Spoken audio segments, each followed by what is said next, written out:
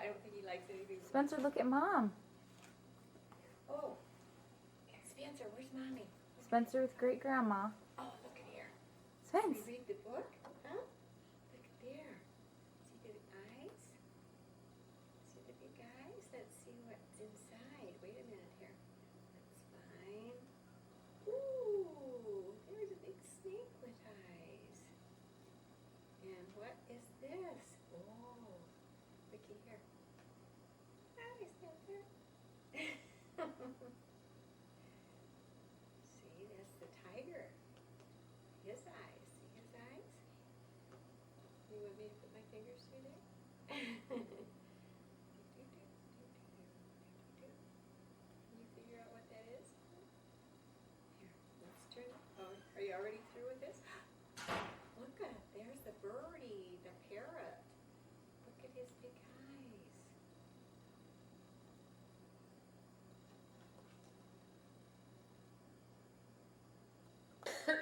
Oops, sorry, I got that. Okay, this is Wilma Jean Spencer. And That's right. um, Let her tell. we call her Grandma, and Jean.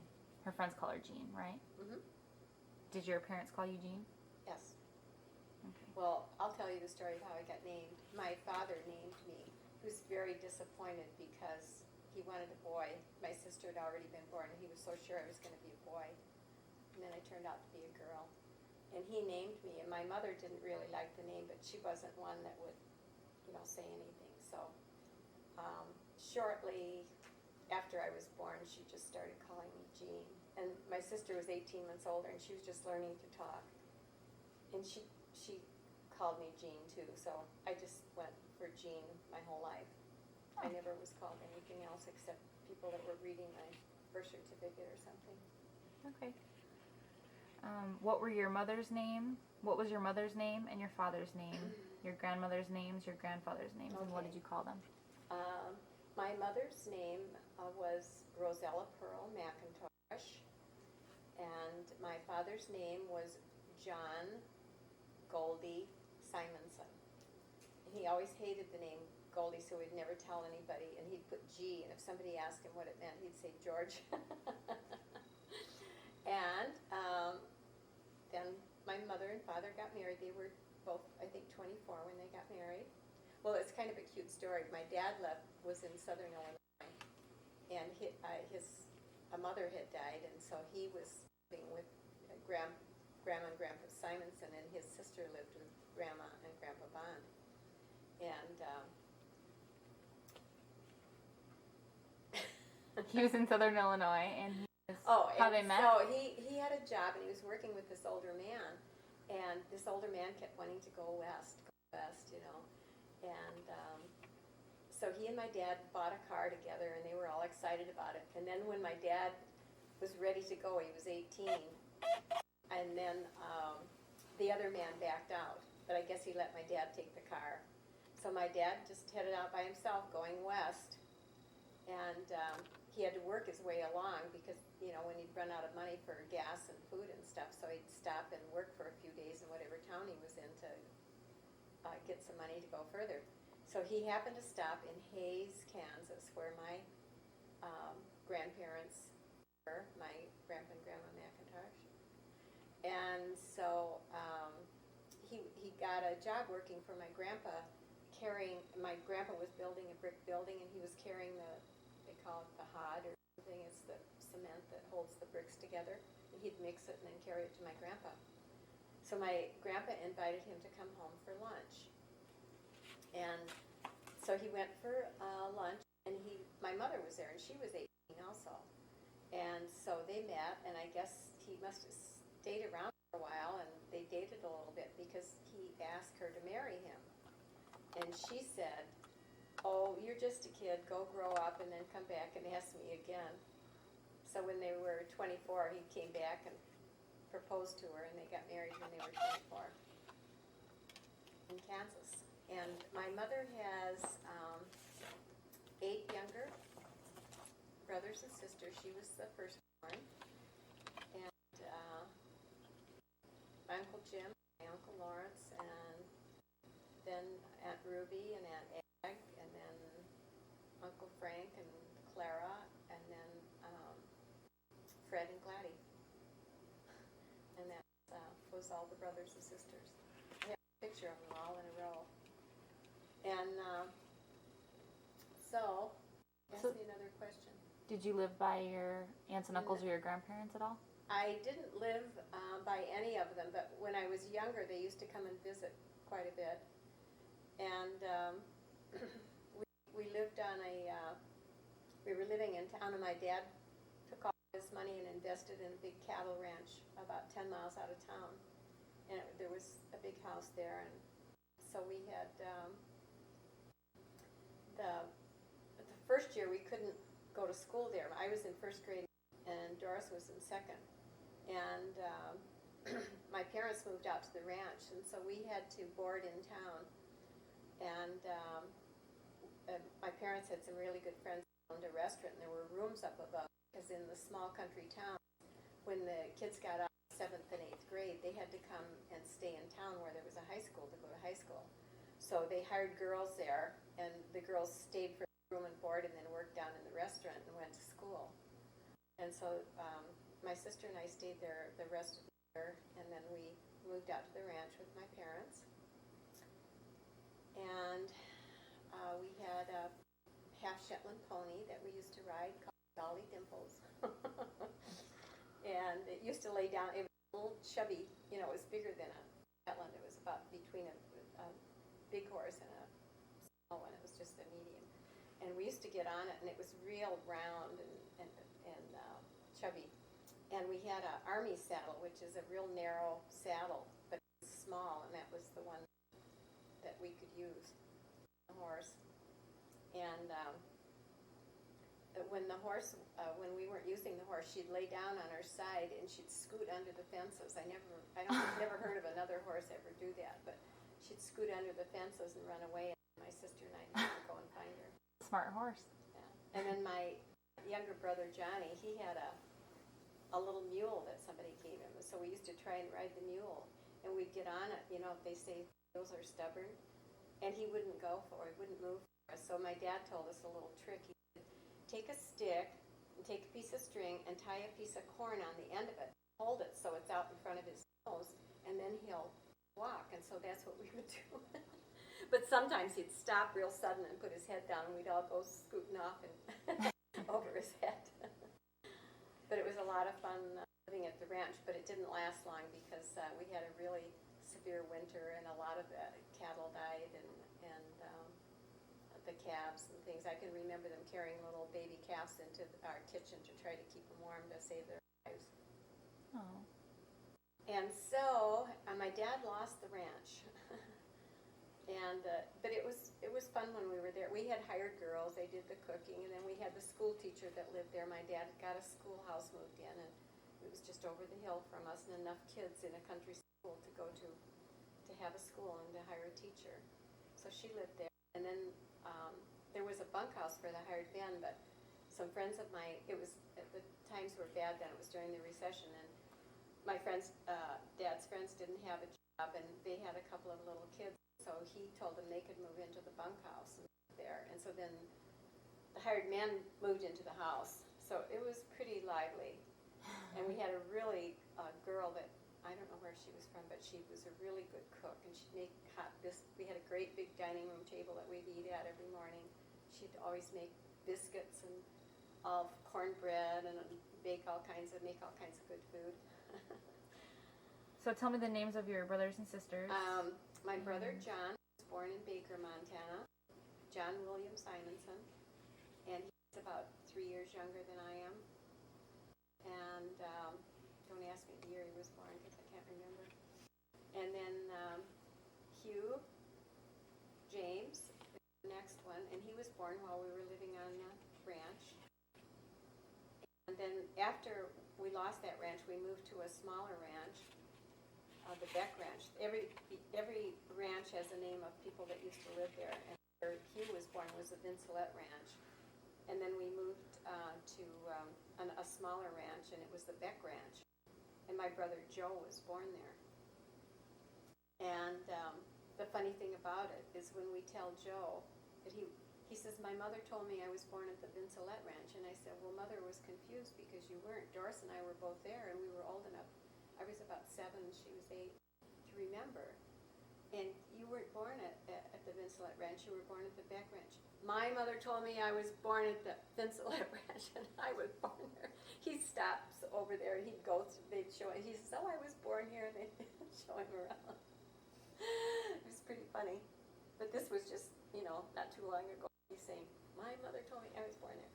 Okay, and so then after Joe came, all right, Jerry Dunn, we left Baker, Montana, and I had rheumatic fever and had to drop out of 7th grade and stay in bed for 6 months, and they gave me arsenic because there wasn't any medicine around, and there was no hospital. There were 2 doctors in town, but there was no hospital. And so they cured me with arsenic, and I stayed in bed for 6 months, and so I missed the second half of 7th grade. And my mother had a baby when I was 12. That was before I got sick, and the baby just lived. I was probably in maybe 3rd or 4th grade. My sister, they had a nursing home.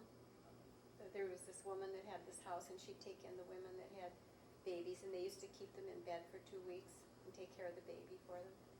And my sister and I would go after school and go down and see the baby, and he was real cute. They named him Monty Ray, and looked like a nice, healthy baby, but I guess he had got some kind of injury when he was born, and he died after he was probably about 2 weeks old, maybe 2 or 3 weeks That old. was after Jerry? No, that was before Jerry. Oh. Because we haven't moved yet. Okay. We're still in, so then we moved back into the town of Baker. And I went to 1st grade in Baker, and then 2nd grade out at the country school at the Vincelette Ranch, and 3rd grade at the country school by the Beck Ranch. And then I went 4th, 5th, and 6th all in a row in Baker at the school there. And I started 7th grade at the junior high, and then halfway through, at Christmas time, I got sick and had to drop out. Tell Kim how they did the arsenic when they cured you. Oh, okay.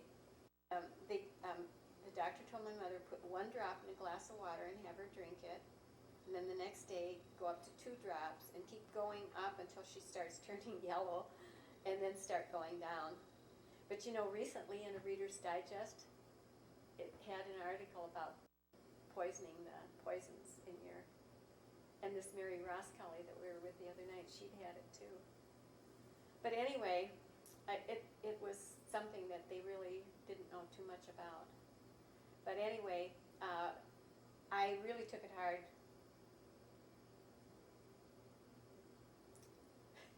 when the baby died, and I was real upset. And we had a little funeral for him, and the funeral home was our house that we used to live in. Oh no! And my dad sat next to me and cried, and I never saw my dad cry before or since, but he was weeping. And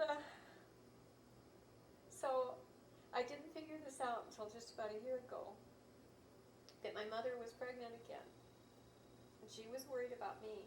So when we moved to Glendive, which was a bigger town, and I got halfway through 7th grade, and she sent me out to Washington State to live with my my aunt and uncle and cousins out there. And because she thought if something happened to the baby or her, I wouldn't be able to take it. Anyway, And how old were you then, Grandma? 7th grade, right? 7th grade. And so I went the first half in Glendive, and then I went the second half in out in Olympia, Washington, where my aunt and uncle lived. And it was nice. I had 2 cousins. My cousin Joan was younger, and my cousin Rex was a little older. And in the summer, they were just renting the house they lived in, so we rented a place on the lake, big old house, and we had boats and a lake right there. But Martha was scared to death of the water, so she'd only let us go in for a half an hour a day. So the rest of the time we were out in the boats paddling around and having a good time. And so then Jerry Don was born in April 3rd, and I didn't go home until the end of the summer in August. And I went back to Glendive, and then I went to 8th grade there, and I went to my freshman year in high school. And I had a lot of friends, and I was the president of the Home Economics Club, and I was in the drama club and everything. And then we moved out to Washington State, and at the time there was just one big high school there. And so I had to take the bus into town, or into the school every day. And it was like a 1.5 mile walk to the corner where because it didn't come by the house, where I had to catch it. And so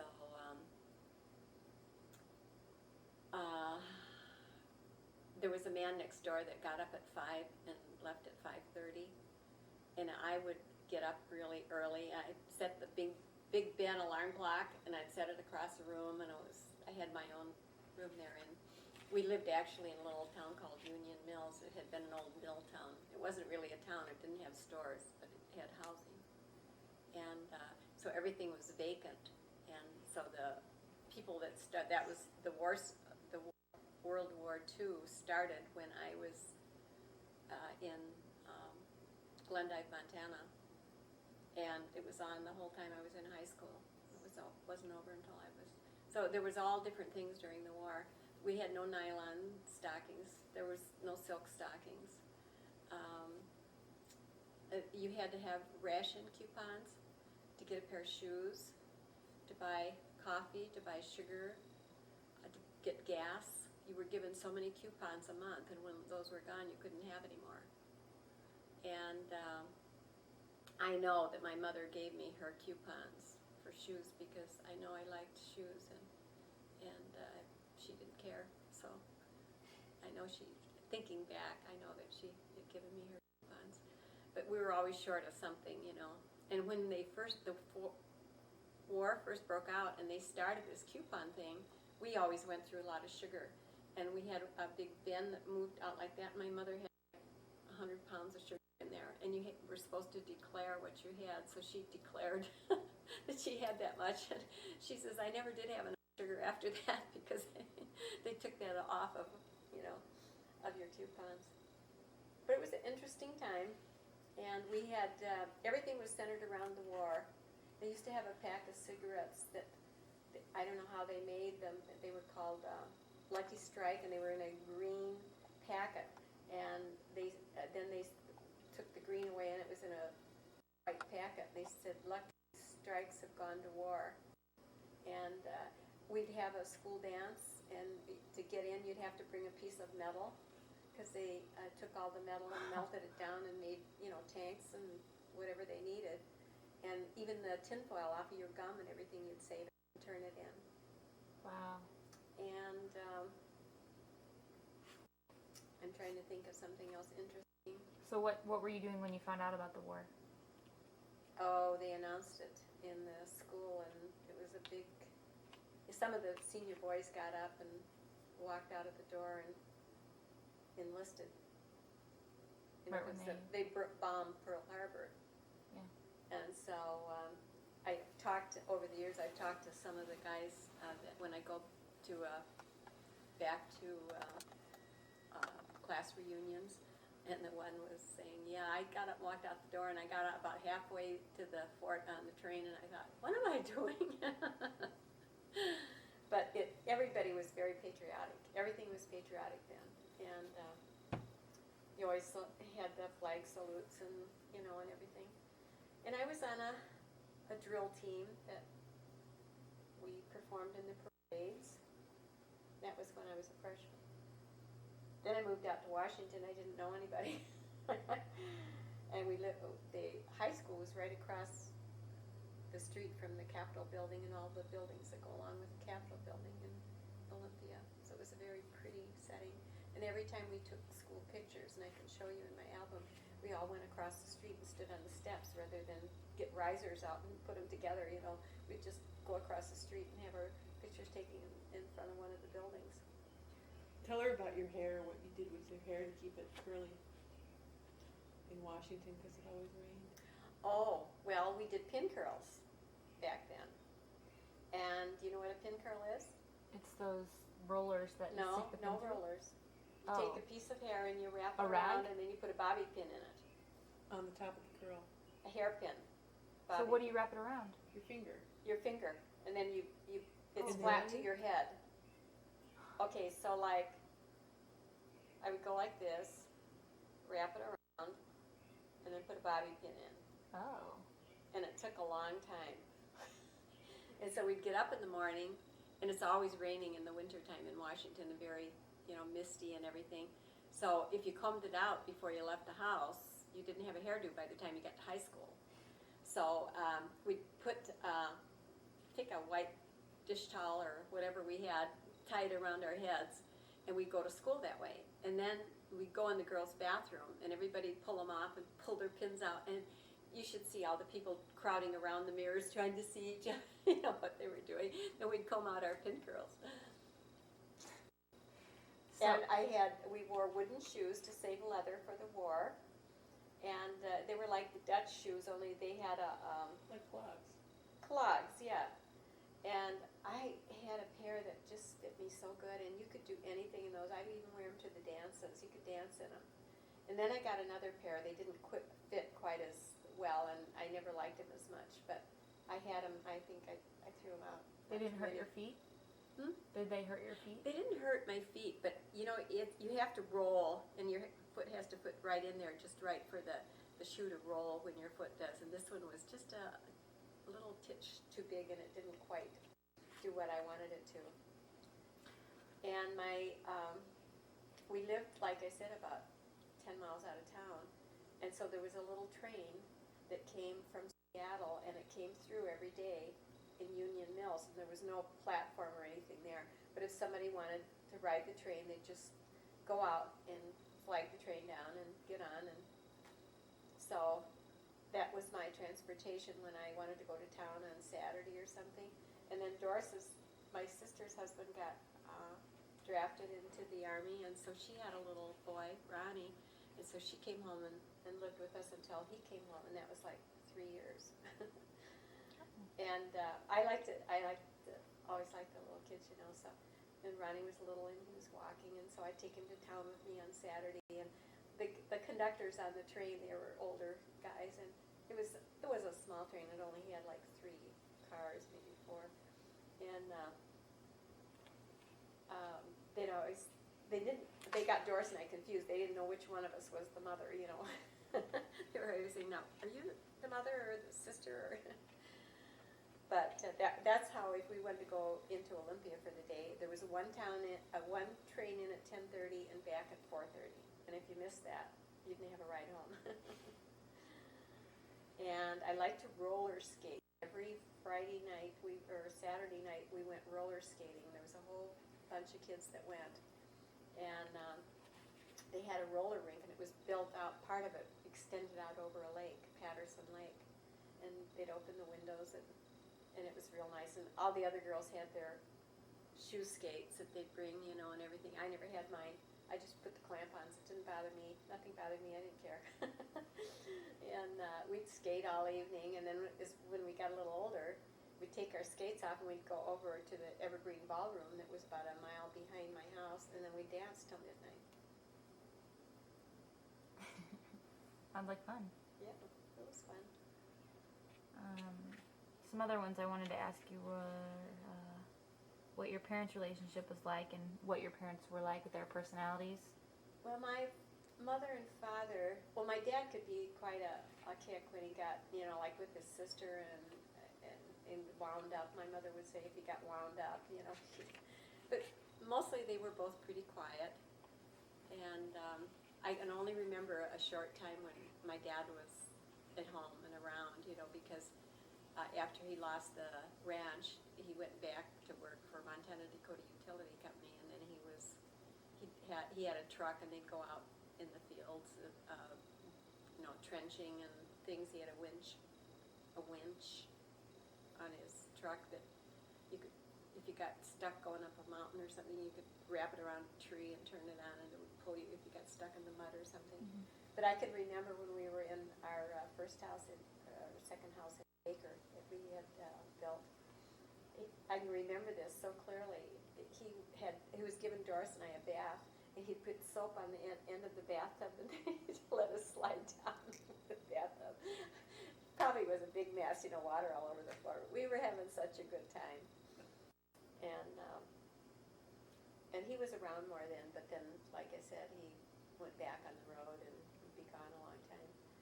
And after we lived in that smaller ranch, and we didn't have any money then because my dad had lost all of his money on the first ranch, so we moved out to Cap Rock. And it's a place, there are no stores, there are no neighbors, there is a dirt road, and the closest town, I don't know, Ekalaka, how far it was, but we didn't go there, maybe once or twice. And it was all in the Badlands.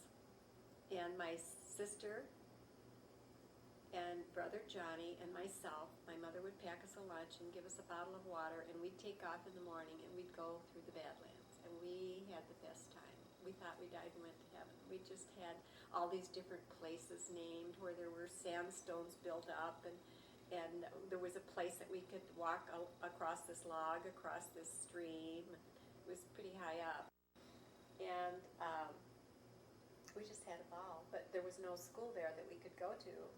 And my dad wasn't home to drive us, and so we had to go back into town, Doris and Johnny and I, and we boarded with this woman, Mrs. Phillips, that was the one that took in the mothers. And so she was a pretty strict lady. She was a big husky lady, and she had a little kind of hen-pecked husband. And there was another man living there. She probably took in boarders to make money to support her family, or her and her husband. But Johnny was a little spoiled brat because, he was the first boy, and he just was spoiled rotten. And so and I was always the mild-tempered one, and my sister, she could get pretty ornery and bossy and stuff. So anyway, she would give us oatmeal every morning, and Johnny hated oatmeal. But she would not let us go to school until the oatmeal was gone. And so one day, John wasn't going to eat his oatmeal. He was probably in about maybe second grade. And she made him sit there. He sat there for hours, and she wouldn't let him go to school until he ate that oatmeal, and he finally ate it. When he and Doris are around, we have all this fun telling all these stories about when we lived there. And then Doris was kind of ornery too. She didn't like to sleep with anybody, and we were sharing a double bed. And she says, "This is the line down the middle. You can't cross the line." And then all of a sudden I'd get whacked, and she says, "You're on my side." So your mom was home and had what, 2 little babies? Well, when we lived at Cap Rock, because Joe was born at the Beck Ranch, and Hugh the year before, they're just a year apart. She had 2 little babies out in this wilderness. We had no running water. We had an outdoor wooden toilet, privy, or whatever they call it. And we just took a bath in the wash tub in the middle of the floor, and my dad piped some water from the natural spring down to the house, so we'd have something. It was outside, but you could get water out of it. And before that, Doris and I and Johnny always had to go and get buckets of water and bring them back for my mom. And I was thinking, there were no disposable diapers then. How did she wash it? She had 2 little ones. How did she wash the diapers? And she went from having a cook and a Yes. school teacher And we had a maid when we were at what turned into the funeral home later. Was my dad I don't know if he built that or if he had that house moved in and bricked it and everything. I have some pictures of it, but it was very nice. So how did your mom react when she moved when they lost the ranch and moved to Cap Rock? I mean, what was she like? Did she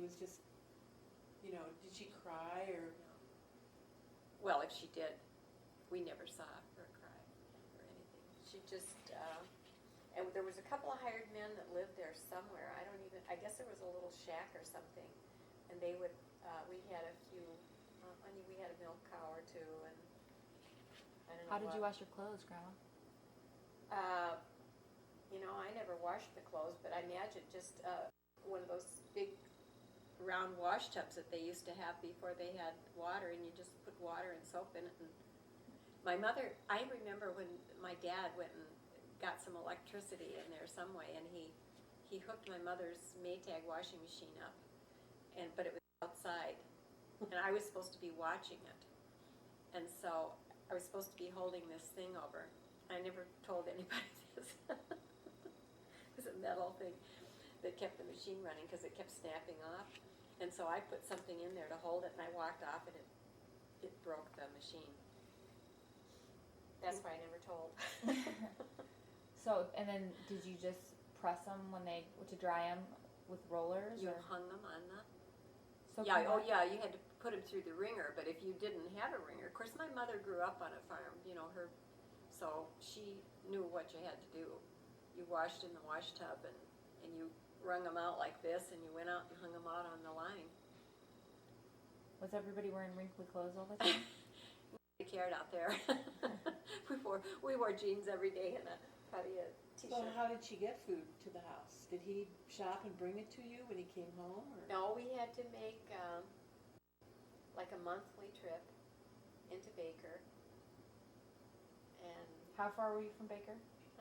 I don't know. I'd have to ask Doris how far that was because I don't recall. okay. But we'd stock up, and get what we needed, and the only car that came along that road there was a mailman. And So you grew vegetables and all that, right? You had a cow? we had the cow for milk, and we had some little piglets, and I don't even think we had a horse there. I don't know if we did. But your mom already knew how to do all that. Yeah. How to cook Oh yeah. and She was the oldest in her family, and my grandma went out and worked in the fields with my grandpa. So my mother knew, how to do all that stuff. And then they had, but she was a school teacher. She'd gone to school to be a teacher. yeah. But I'll let you read that book on Kansas sometime. They took the really young girls and made them not, like 15, 16, 17, 18, and made them teachers in these country schools. And that's what my mother taught in the country school. But she went to college, and she loved to do ballet, and she wanted to go with this ballet group, and my grandma wouldn't let her.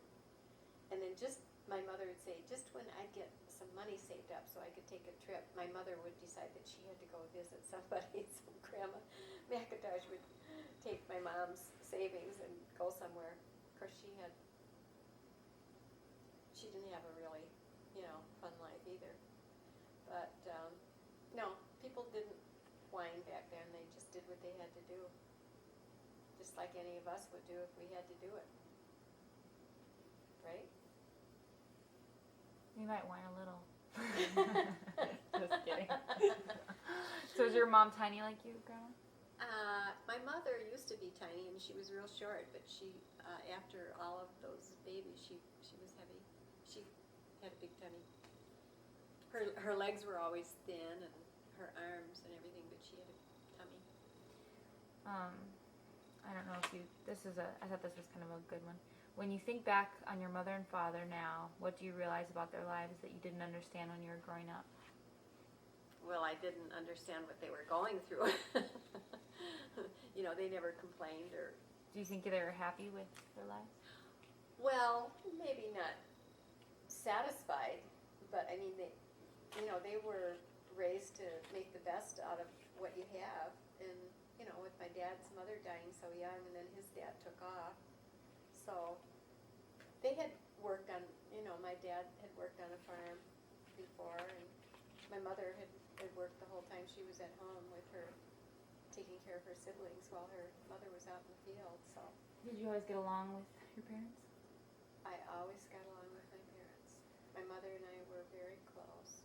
My sister was a ornery thing. She used to give my mother a hard time. She was really pretty, and all the boys, dated her, and she'd stay out late, and my mother would tell her she couldn't, and she'd come home late anyway, and she started at a sophomore in high school when we moved to Glendive. 2 new girls in town, And then she was married though by the time she was what, 17? and her husband was 19.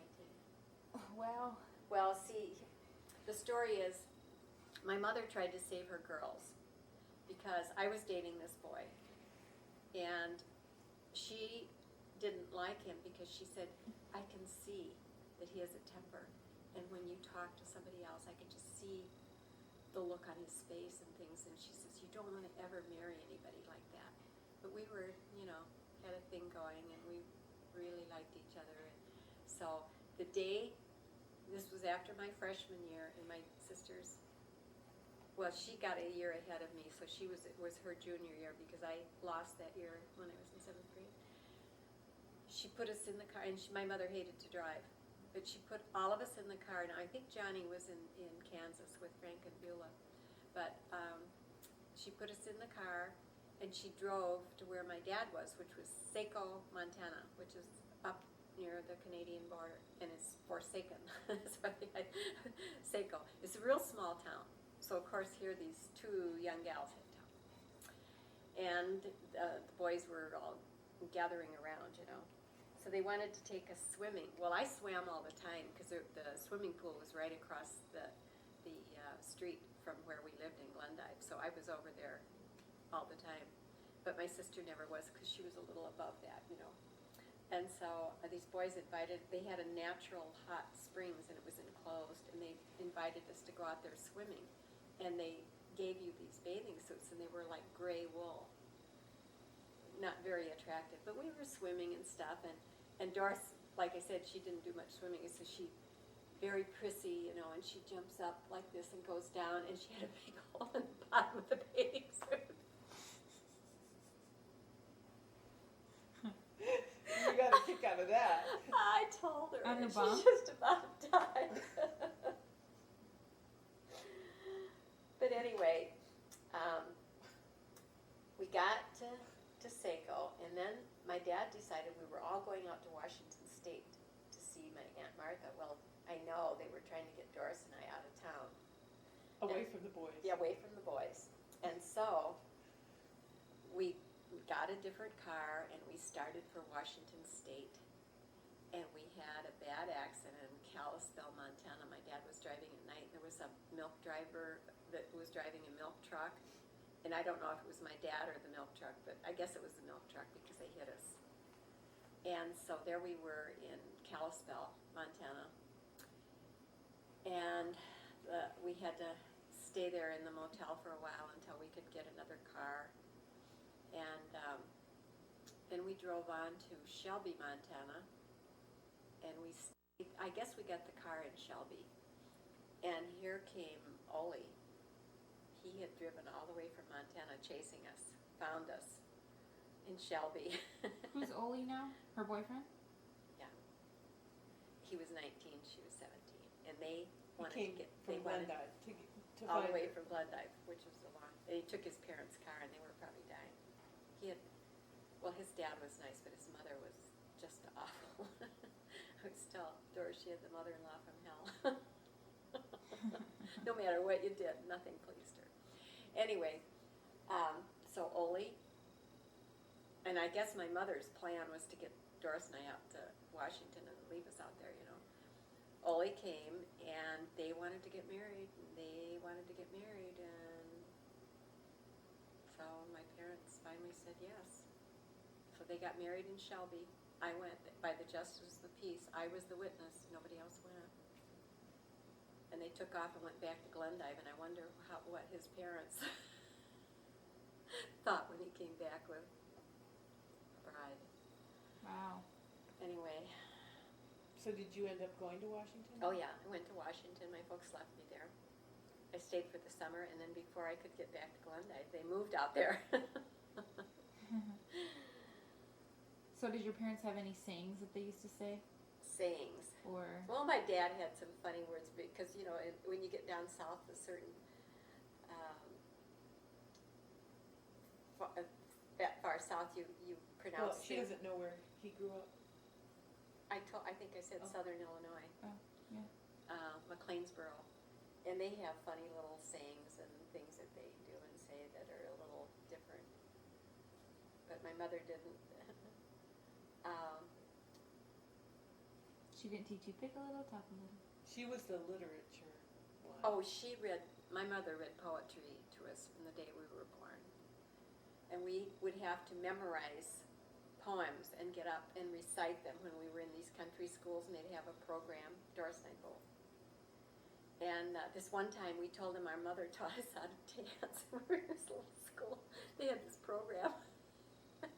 And she was just showing us this do, do, do, do, do, do, do, do, do. And so we told them we could dance. So we were on the program. They put us on the program. And here's all these adults around, and we're going. I guess we were bold, huh? And so we sang a lot.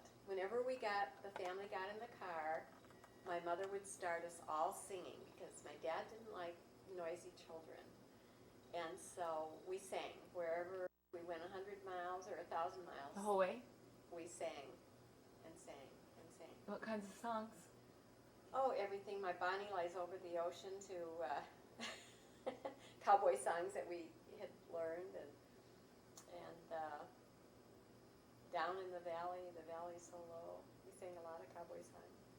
And my mother knew all the Irish songs, and so we just sang all the time. And my brothers were littler; they'd go to sleep. Johnny and Doris and I were the ones that would sing most of the time. And it kept us from, arguing and stuff. But my sister and I both, my dad tore the back seat out of his car when my sister and I were young, and he put a playpen back there, and they thought, this is perfect. The girls in the back with their toys, and we'll sit up here. We both got car sick. And we did that all of our lives. There was no Dramamine. And then people would say, oh, it's your imagination. Take a piece of brown paper bag and put it on your stomach, and you won't get sick, and things like that. Like it was all in your head. So my sister and I, when we'd go on long trips, when we were up a hill, we'd be up, and when we go down a hill, we'd be down. We did everything to keep, and sleeping, you can get car sick when you're sleeping, so we'd sleep as much as we could. But it stayed with us. You still get car sick, don't you? Well, I can control it if I can see the road. So. All right, we're rolling. Okay. My best friend was my sister because there were just the two girls, and the boys were all younger. So until we got into junior high, we were best friends. And then I had some neighbors that lived down the street that had three girls. The oldest one was my age, and the two little ones had to go everywhere we went. So it was Laura Mae and Betty Jo and Rosalie. Their last name was Skowski, and their dad owned the garage in town. And so we used to do things together all the time. We'd walk out to the fairgrounds, and we'd just play house and different things like that. And then when we moved to, was there anything else I didn't talk about in Glendive or in Baker?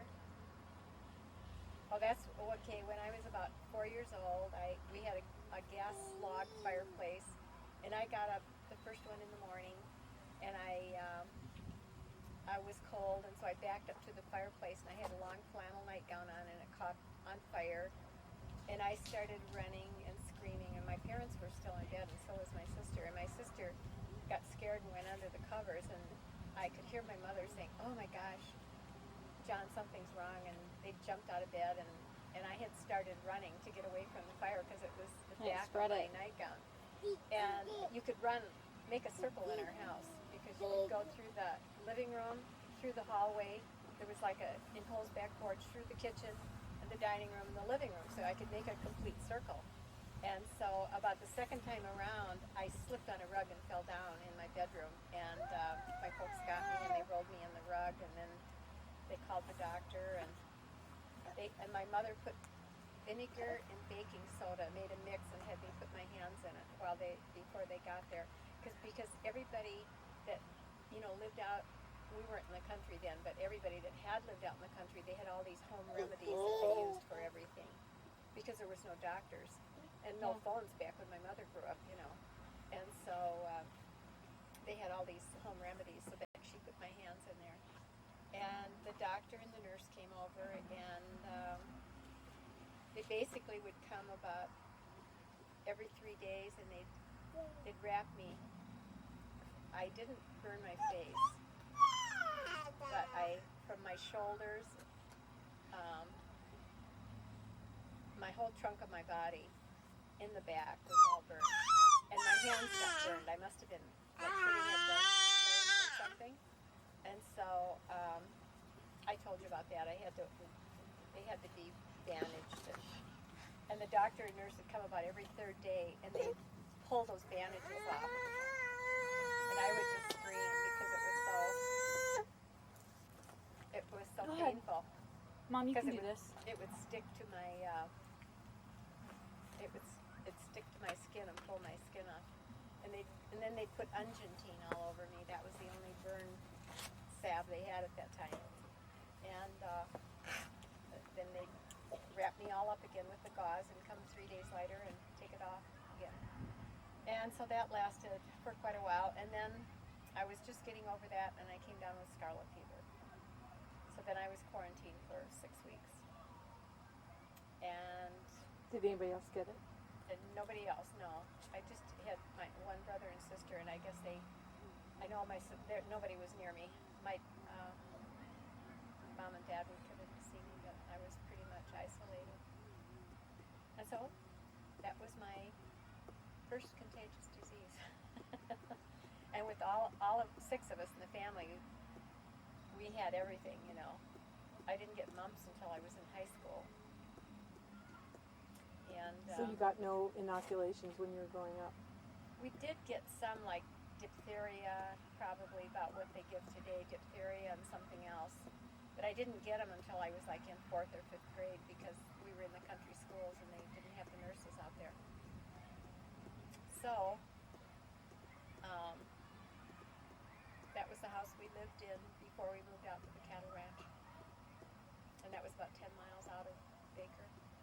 And I think I filled in the rest of it. So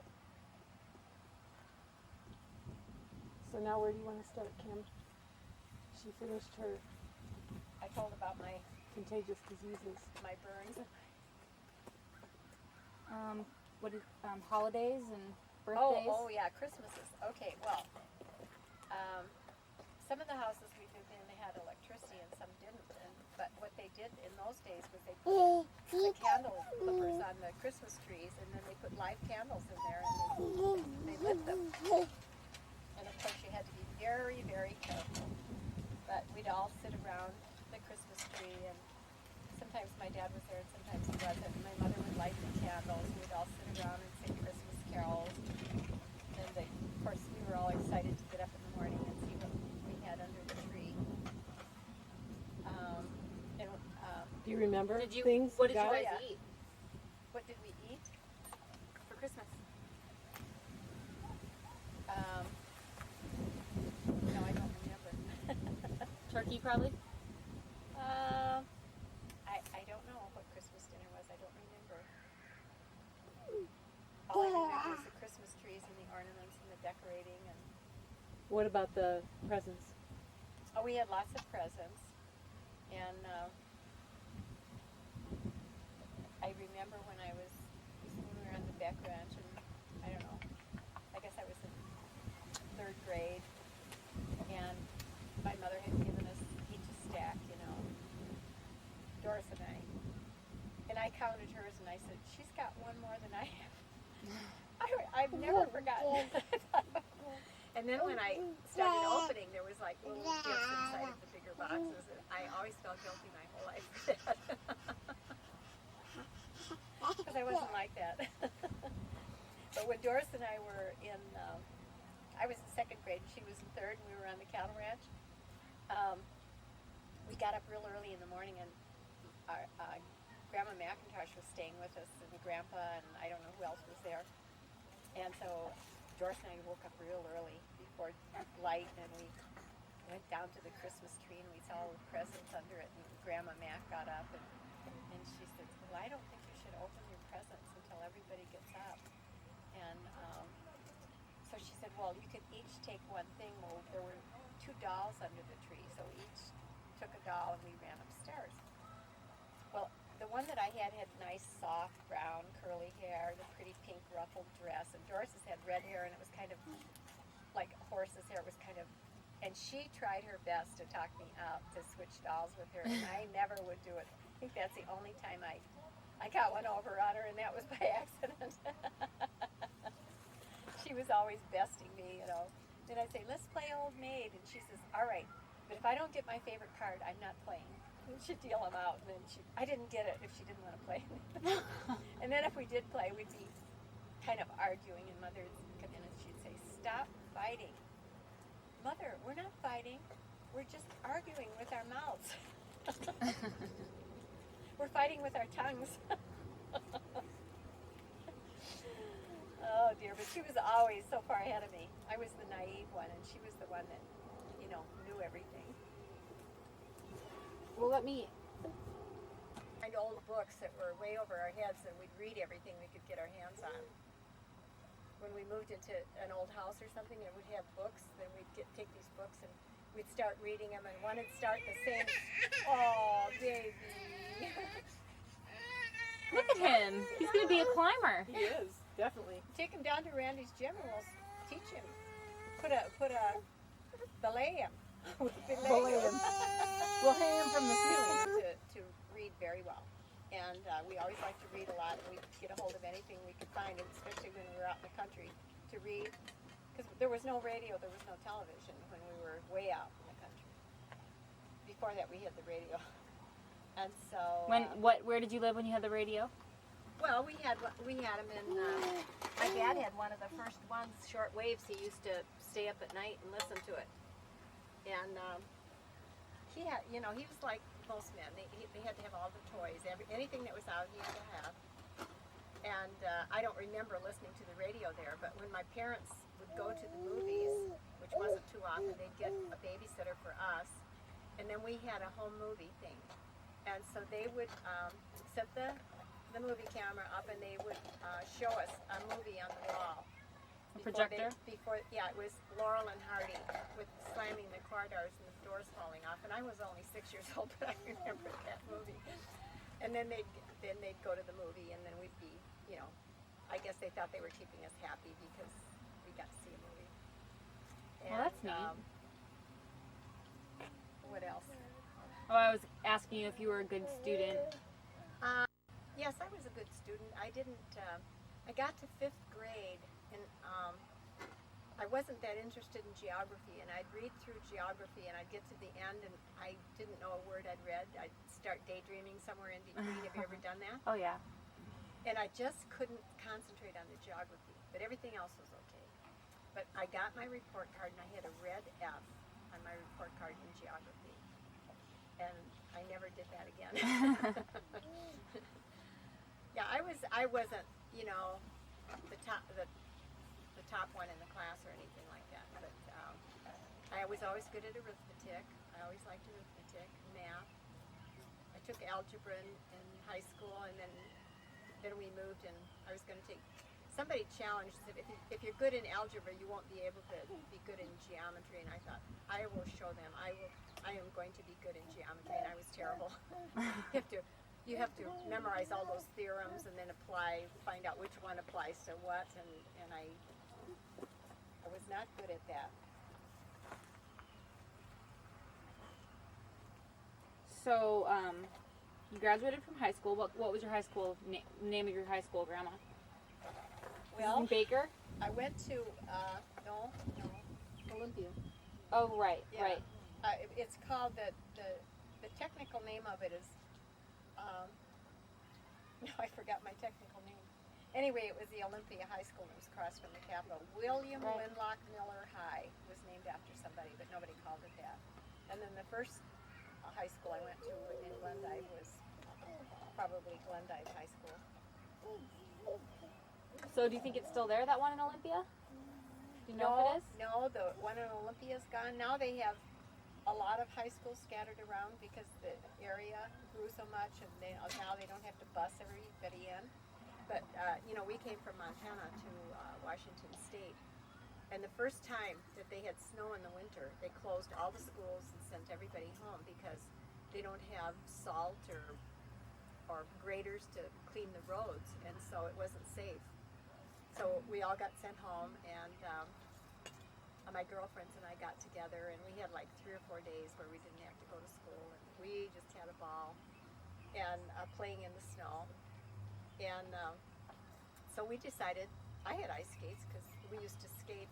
My cousin and I would skate after school in an indoor rink, and I had skated in Glendive. And so I said, I've got ice skates. I said, let's go skate across the lake.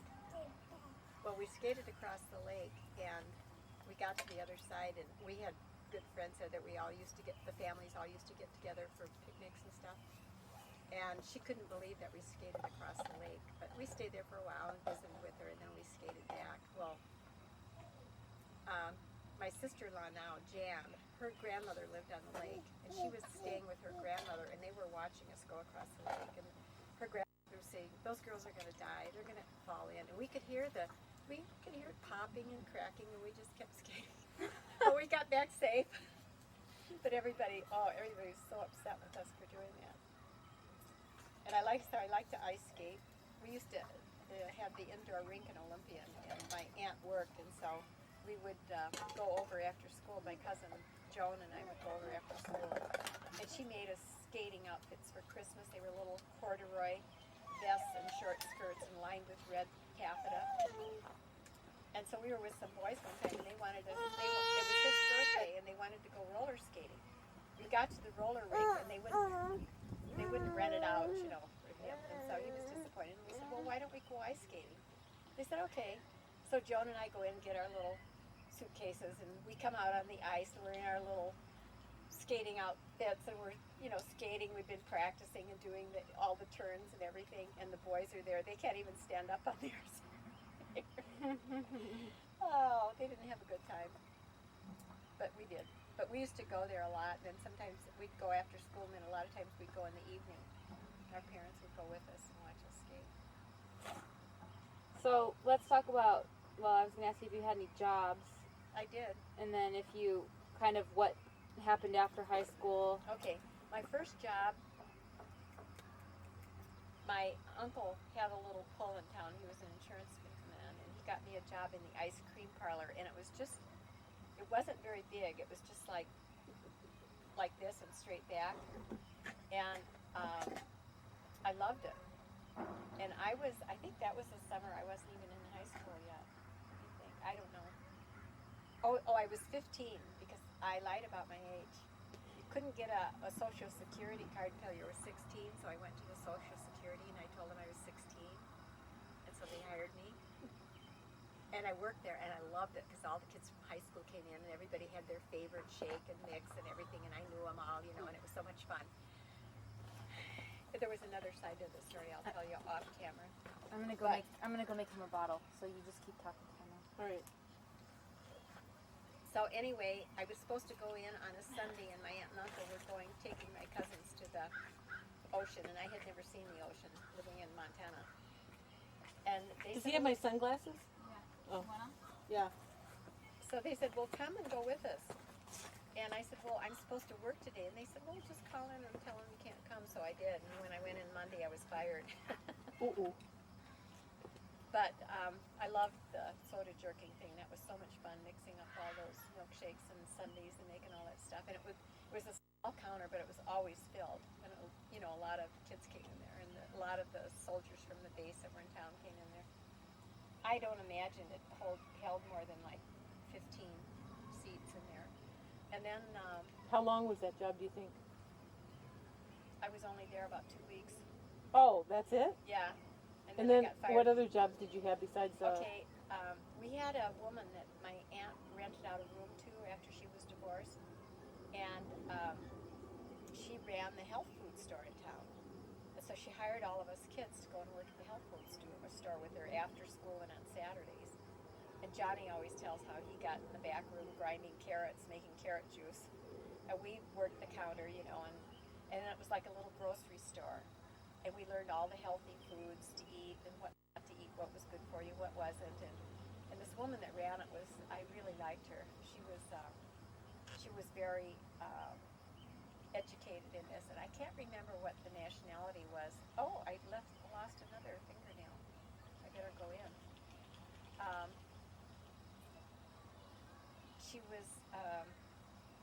She knew everything about the health food, but they had she belonged to a certain church, and they ran the health food stores. Now, what church would that be? Oh, that would be Christian Scientists. We're Yeah, very probably. healthy. And so she would talk to us about the religion and things, but we learned a lot from working. Well, what were things that were considered healthy then?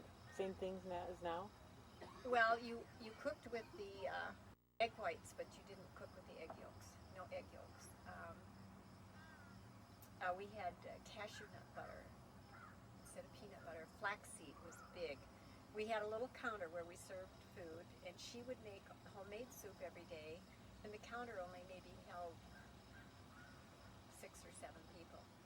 But the ones that liked to come for the health food would come in every day for lunch, and she'd make vegetable soups from scratch, and I don't even remember all. I know that she'd bake cakes, that she'd leave the yolk out and make it with the white, things like that. So we sold the groceries, and we, waited on the people and took their money, and it was fun, and I learned a lot about nutrition.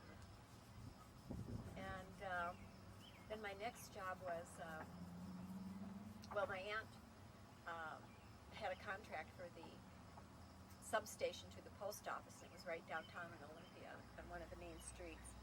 And so I would go after school and work with her until it was time to catch the train home, or if she wanted me to stay, I'd wait and ride home with her. And then she got me a job, before that, she got me a job in the cleaners as an assistant presser.